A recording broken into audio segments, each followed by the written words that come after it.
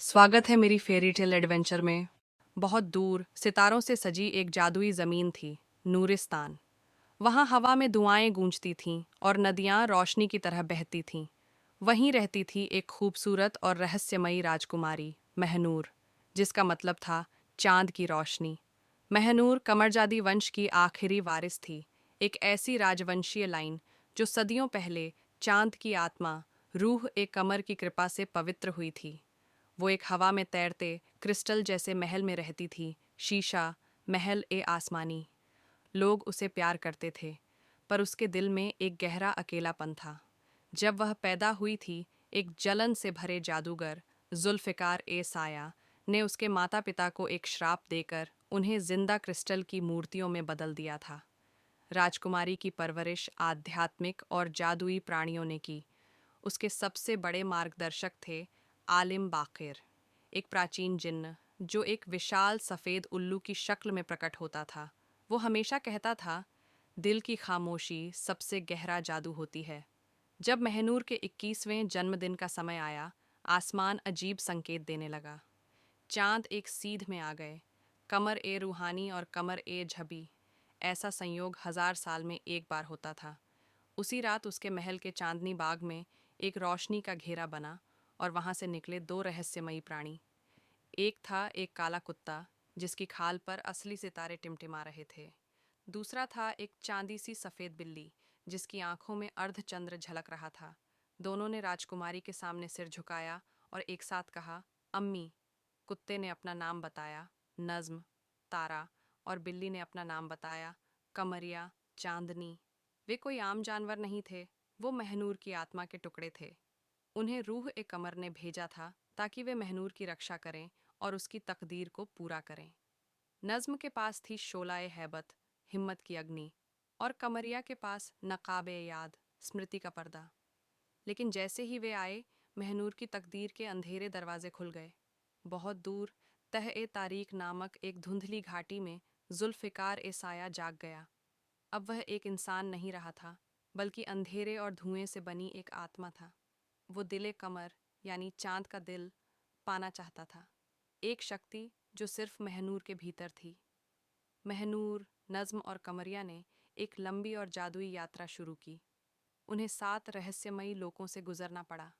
बज में खाली, मौन की गूंज, जंगल ए अक्स, आइनों का जंगल, आसमानी रोज़ा, हवा में तैरती इबादतगाह, समुंदर ए ख्याल, बिसरी हुई सोचों का सागर, आतिशगार, अनंत फीनिक्स की धरती, बर्फ़ ए हिकमत, बर्फ़ की ज़मीन जहाँ हवाएं ध्यान की बातें करती हैं, बाग ए मनसिया, भूले हुए देवताओं का बाग। हर लोक में उन्हें अजीब और जादुई प्राणियों से मिलना पड़ा। शिराज, हरे पत्तों की जटाओं वाला शेर। जुलेखा, एक अंधी ज्योतिषी जो टपकते तारों से भविष्य पढ़ती। रामियार, एक योद्धा जो वक़्त में क़ैद हो चुका था। हर मोड़ पर महनूर का जादू गहराता गया। नज्म की अग्नि उन्हें साहस देती और कमरिया का पर्दा छुपे रहस्यों को दिखाता। आखिरकार वो पहुंची हरम ए आखिर, अंतिम मंदिर, जहां जुल्फ़िकार ने उन्हें रोका। अब वह अंधेरे का राजा बन चुका था। महनूर ने दोनों साथियों के साथ खड़े होकर एक प्राचीन मंत्र पढ़ा, या नूर उल कमर इफ्ताह अल कुलूब, हे चांद की रोशनी दिलों को खोल दे। उसके दिल से रोशनी निकली और सब कुछ नहला दिया। नज्म आग बन गया, कमरिया के आंसू दवा बन गए और जुल्फ़िकार का अंधकार पिघल गया। अपने अंतिम क्षणों में जुल्फ़िकार बोला, काश मैंने मोहब्बत को चुना होता। नया सवेरा श्राप टूट गया।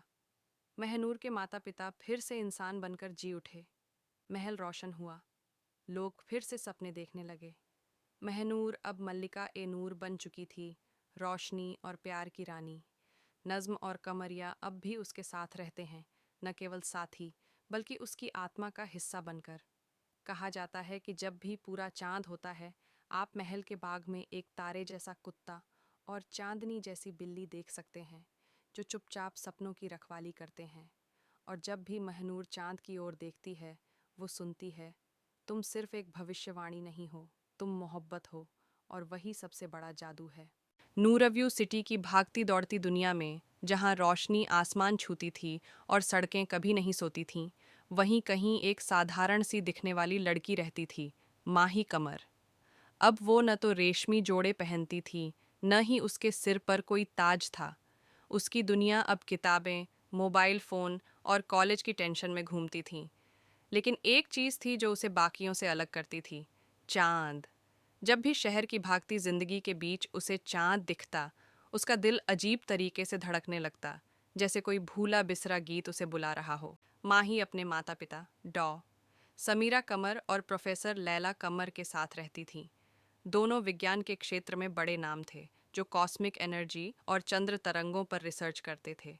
वे अक्सर अपने प्रयोगों में खोए रहते, लेकिन माही को हमेशा लगता कि कहीं न कहीं उनका काम उसकी रहस्यमयी खिंचाव से जुड़ा है। माही की सबसे अच्छी दोस्त थी अरवा, एक नटखट, खुले दिल की लड़की जिसे सितारों और आकाशगंगा की दीवानगी थी। जयान, उसका पड़ोसी, टेक्नोलॉजी का उस्ताद था। ड्रोन बनाना, हैकिंग करना उसका शौक था। और फिर था रयान, नया लड़का, जो हमेशा ऐसे बातें करता था जैसे माही के दिल के राज जानता हो। सब कुछ एक बृहस्पतिवार रात को शुरू हुआ। माही छत पर अकेली बैठी थी। ऊपर चांद पूरी शान से चमक रहा था। तभी अचानक, बिना हवा के, एक अजीब सी ठंडी बयार उसके चारों ओर बहने लगी। उसके गले में लटकती चांद के आकार की पुरानी लॉकेट हल्की सी चमकने लगी। माही ने देखा, उसकी आंखों के सामने एक झलक उभरी। चांदी की नदियाँ, अंगूरों से लदी महलनुमा हवेलियाँ और बादलों पर तैरता एक राज्य। उसने पलक झपकाई और सब गायब हो गया। लेकिन जब उसने नीचे देखा, तो उसके पैरों के पास ठोस कंक्रीट पर एक चमचमाता चांदी का फूल उगाया था, बिल्कुल जिंदा, बिल्कुल असंभव। इसके बाद चीजें बदलने लगीं। जान के ड्रोन ने आसमान में चमकती अजीब आकृतियां रिकॉर्ड कीं। अरवा को लाइब्रेरी की एक पुरानी किताब में एक ऐसा नक्शा मिला जो धरती का नहीं, आकाश का था। और रयान ने माही से कहा, तुम साधारण नहीं हो, तुम एक गार्डियन हो और कुछ ताकतें तुम्हारी तलाश में हैं। रातों में माही को सपने आने लगे, एक जलते हुए कुत्ते की, एक चांदी बरसाती बिल्ली की। और जब भी पूर्णिमा की रात को वह शीशे में देखती, तो कभी कभी उसे अपना चेहरा नहीं, बल्कि किसी राजकुमारी, माहनूर का चेहरा दिखाई देता। पहला खतरा। एक रात उसके कमरे की खिड़की पर एक काली छाया आई, जिसकी आंखों से लाल आग जैसी रोशनी निकल रही थी। वह कुछ बोल रही थी, किसी प्राचीन भाषा में श्राप। नूरव्यू सिटी का पुराना अंधेरा मरा नहीं था, वह लौट आया था। और अब वह उस लड़की का पीछा कर रहा था, जिसके दिल में दिल कमर की अंतिम चिंगारी जल रही थी। माही के सामने एक रास्ता था, या तो वह सब कुछ भुलाकर सामान्य जीवन जिए, या फिर अपना सच्चा रूप स्वीकार करे, दोस्तों को साथ ले और अपनी सोई हुई जादुई ताकत को जगाए। चांद पूरा आसमान पर चमक रहा था।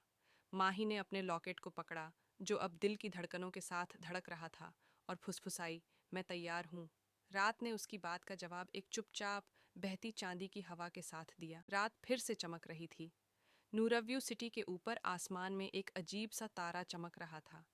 कोई साधारण तारा नहीं, बल्कि ज्ञान की बनाई हुई अद्भुत मशीन का इशारा था। उस मशीन का नाम था सफर ए कमर, एक छोटी मगर ताकतवर शटल जो सपनों और हकीकत के बीच सफर कर सकती थी। माही, अरवा, ज्ञान और रयान सब तैयार खड़े थे। दिलों में हल्की सी घबराहट और जोश का तूफान था। माही ने अपने चांदी के लॉकेट को मजबूती से पकड़ रखा था।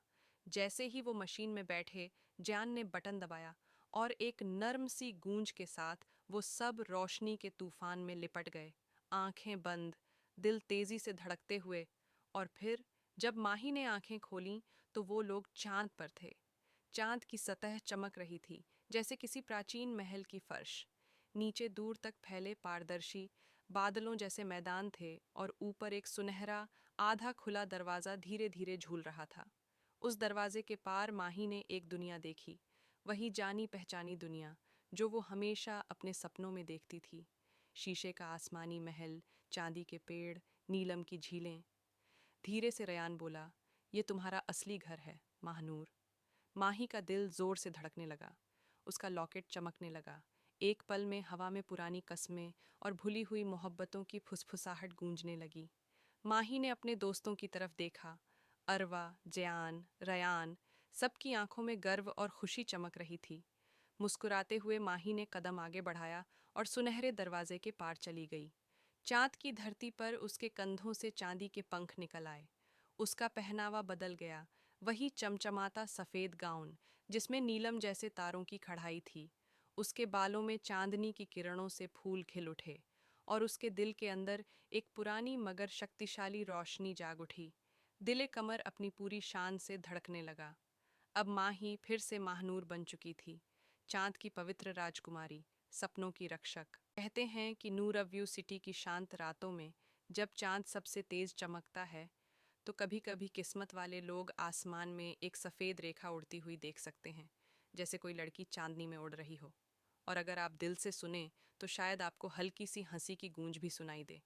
अरवा, ज्यान, रयान और महानूर की, जो दो दुनियाओं के बीच एक नए सपने की रक्षा कर रहे हैं। कहानियां कभी मरती नहीं, वो बस नई रोशनी में दोबारा जन्म लेती हैं।